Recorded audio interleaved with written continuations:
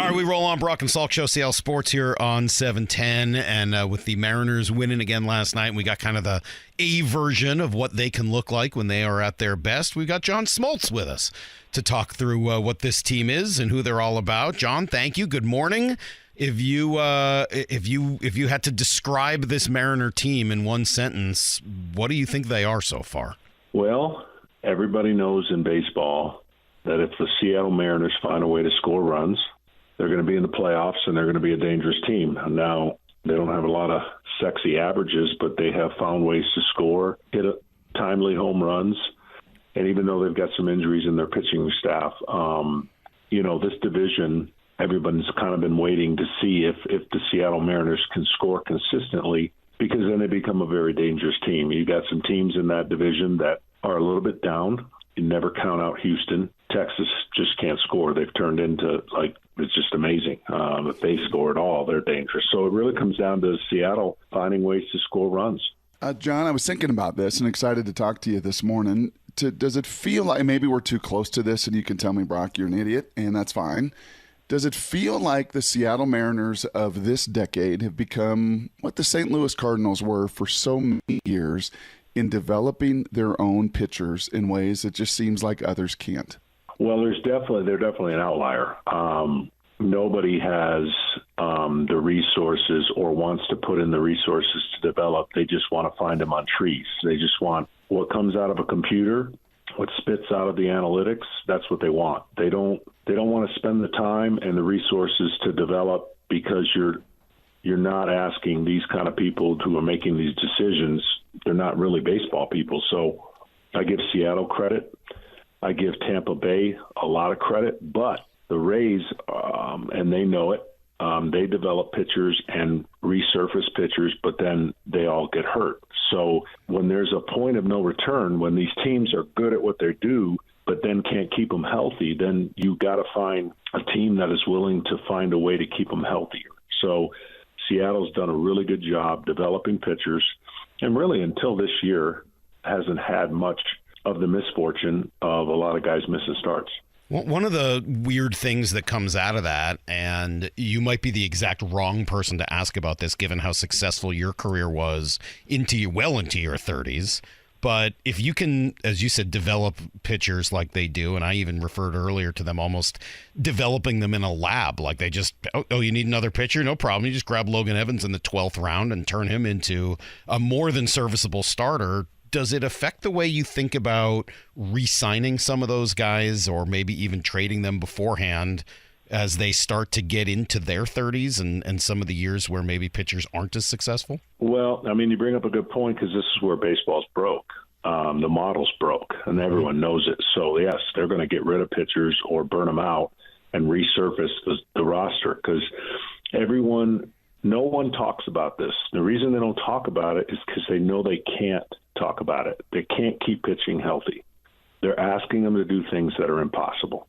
So when you can't keep them healthy, you're not going to talk about the health anymore. You're just going to say, we know there's a short shelf life. We'll get other guys. There's more people coming.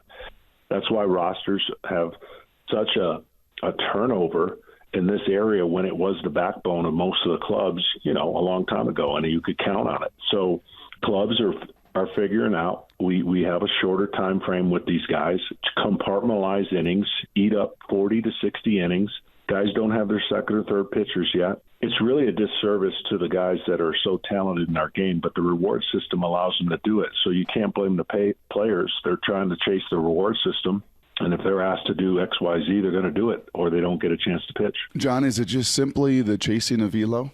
And I know you've talked about this for years and years and years. If you were to point your finger at why for so many decades, Nolan Ryan's, John Smoltz's, Pedro, could do it and stay, fairly healthy, consistently healthy, and we just don't see that today. What do you point to? Yeah, I'm not armchairing it. I've been on this for 10 years. I said it was coming, and now when it has, no one talks about it. When analytics came in the game, and I'm not anti-analytics, I'm just anti-all one bucket.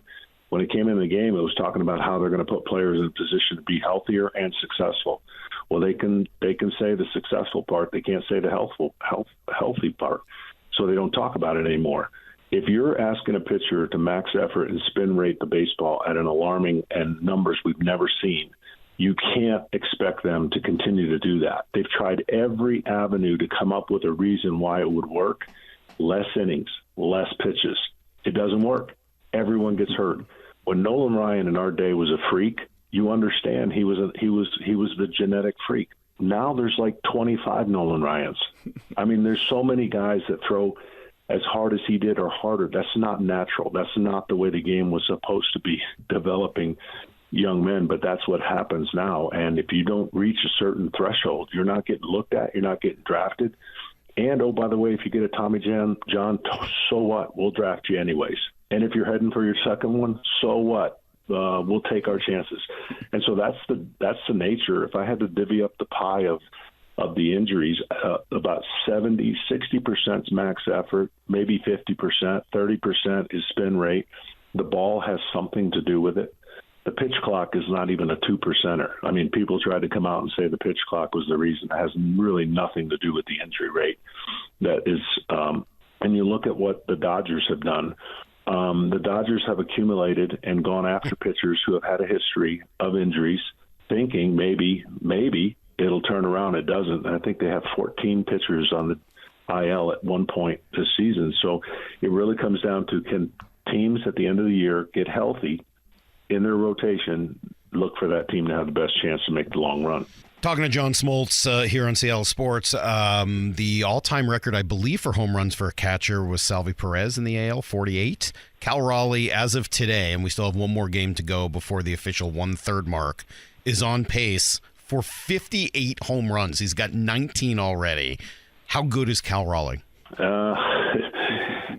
When they signed him, there was a high expectation, and it's delivered. Again, the game has changed. We're looking for guys who can hit the ball out of the ballpark, because that's the quickest way to put a run on the board. And for the Seattle Mariners, they're benefiting big time.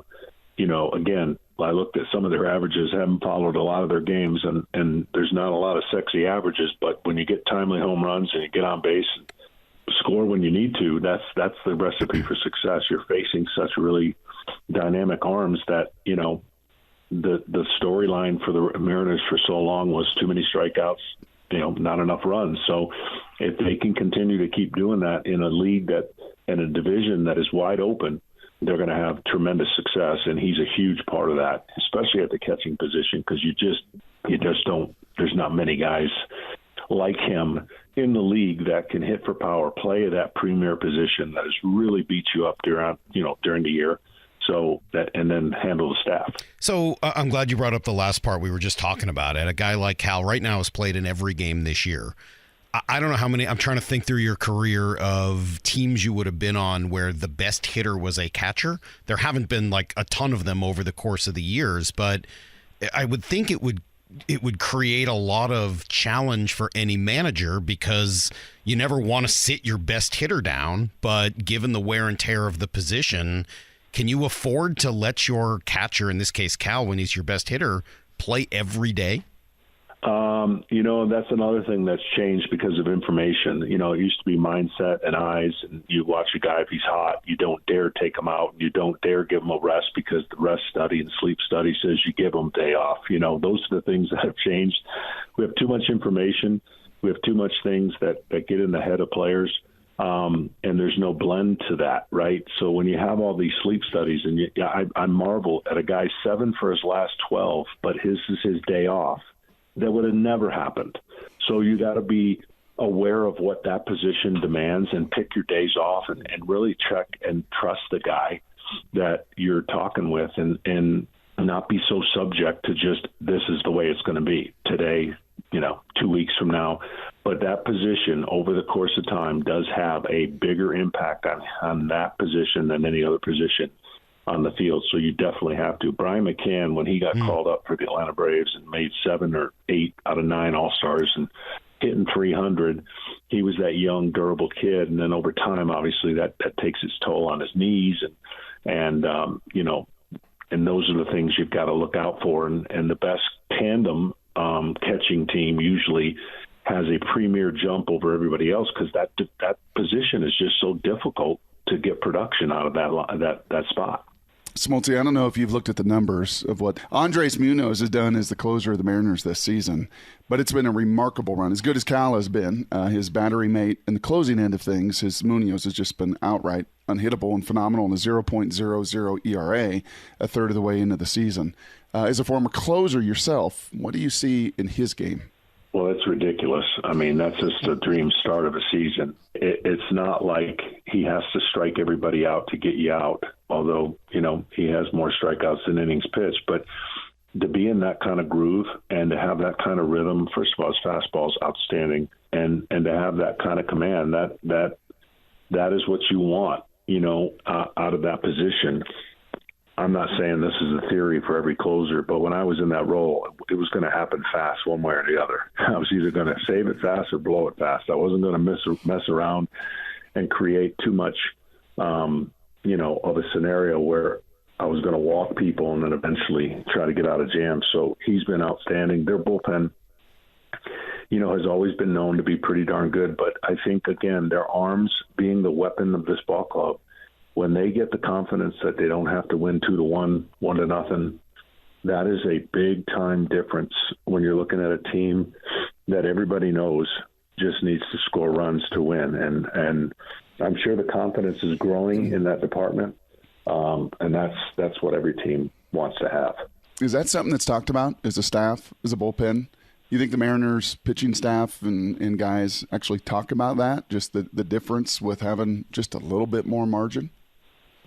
Oh my gosh. I mean, I can just only speak for ourselves. We would be sitting around going, if we could only, but the one thing as pitchers, you got to make sure you take care of your business. You can't be focused on that, but it's human nature. I mean, if you just look at our playoff run, how many more rings we would have. It's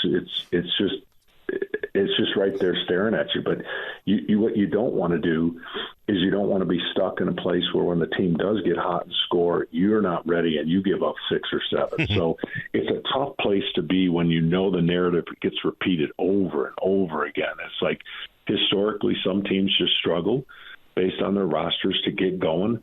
And, like I said, right now, Texas just can't score. It's unbelievable. And yet this is a team with high expectations, great pitching rotation.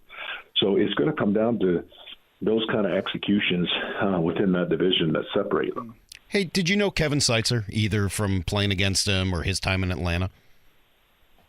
Yes, I've seen Kevin and been around him and well thought of, in the industry of what he's done. That seems to be the common. Everyone we've talked to is like, oh, of course I know Kevin.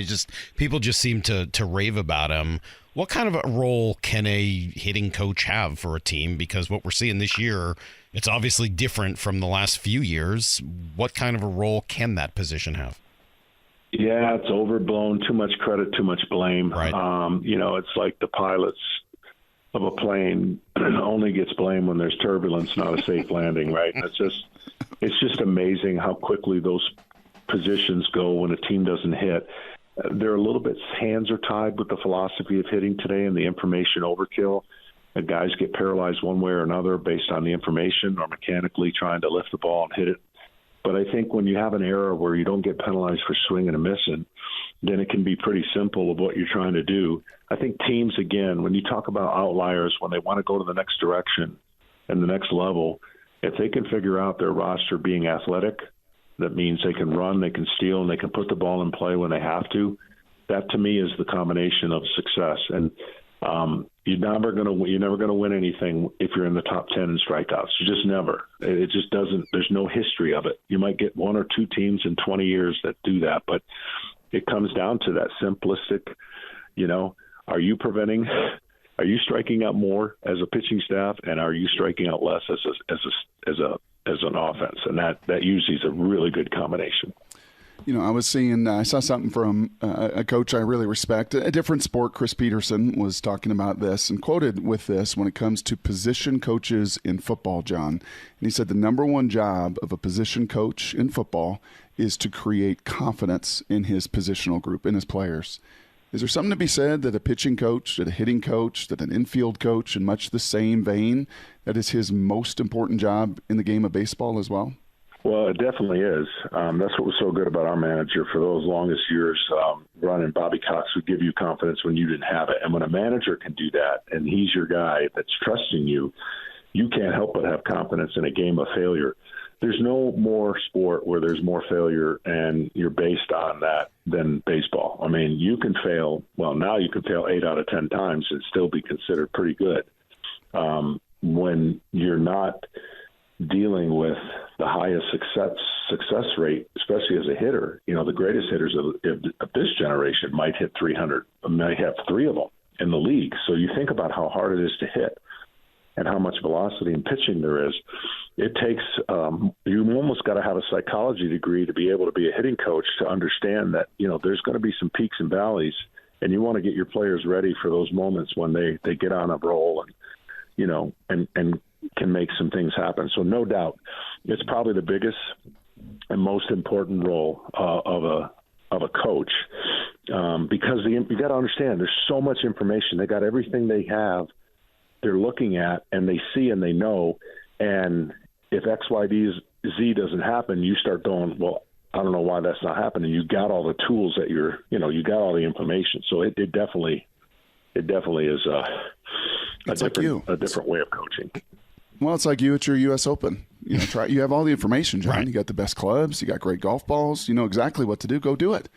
Go get it done. Yeah. The beauty of it is it's all about you now because there's no teammates in golf. I got to tell you, there's no teammates to bail you out. My personal experience says that there's a lot of failure in golf. I mean, I appreciate that you say baseball has the most failure, but I've experienced a tremendous amount of failure in golf.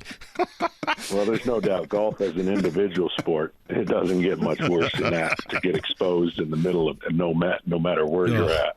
Hey, we found this stat the other day, and we were asking Passan about it. He couldn't come up with necessarily a great reason for it. I'll throw it at you. Maybe you do. The Mariners are one of the better teams in the league the first time through the lineup against a pitcher. They're about league average the second time through the lineup against a pitcher.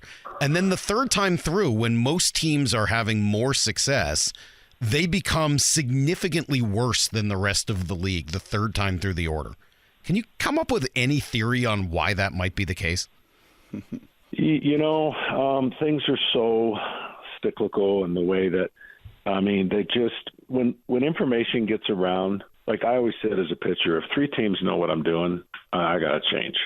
I mean, if that's the way it's happening, and if the league starts finding out a certain trend set, then they got to change. The offense got to change, the pitching's got to change, and maybe a little bit the fact that again, like I said, I haven't watched a lot of the Mariners games thus far. Maybe it's an aggressive approach early. That aggressive approach doesn't get altered and the pitching changes because, again, the game is different where the pitcher shows the hitter everything he has right away, whereas you save things to face a guy a second and third time. That's not necessarily the case anymore. So it could be as simple as they're just super aggressive early, and then that aggressiveness works against them in the second or third time through.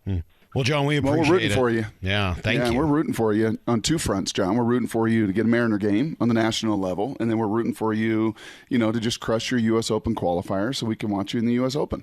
Well, I did it 5 years ago, lucky enough to play at the Broadmoor. It's here again, so maybe it's in the cards. I'm speaking here tonight. And I'm playing here today as maybe a prelude. I hope so. And as far as the playoffs go, I've got the American League this year. So There's going to be a good chance in the second half, if the Mariners keep doing their thing, that we'll have some games. And if not, the playoffs, roll around. And this year we've got the American League. All right. Well, Brock, just be that good position coach. Build up his confidence before the qualifier here. And, John, go out there and do your thing. Hit him straight. And we appreciate it. Thanks so much. Sounds good, guys. Thanks for having me.